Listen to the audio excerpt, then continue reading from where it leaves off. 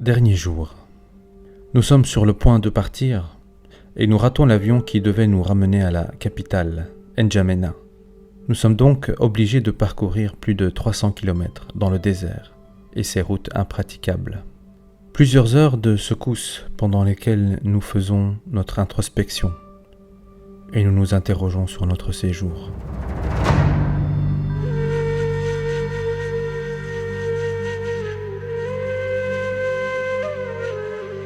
Pourquoi sommes-nous là ?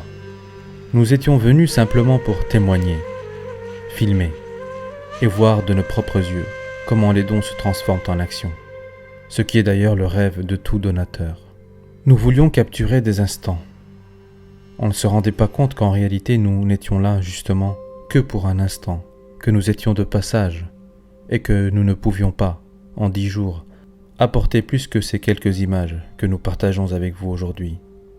Contrairement à ce que l'on aurait pu prévoir, ce n'est pas passé si vite. Ces 10 jours étaient intenses, mais nous ne pouvons cacher au fond de nous cette envie de rentrer et de retrouver nos familles et nos proches pour revivre un sens plus habituel du Ramadan. Ramadan est le mois du pardon, le mois où on renoue les liens. On se souvient que ce n'était pas facile de voyager à plusieurs, que lorsqu'il est question d'œuvrer pour autrui, l'ego se gonfle pour nous dissuader ou pour perturber nos intentions. On se demande alors pardon pour les manquements, pour les malentendus.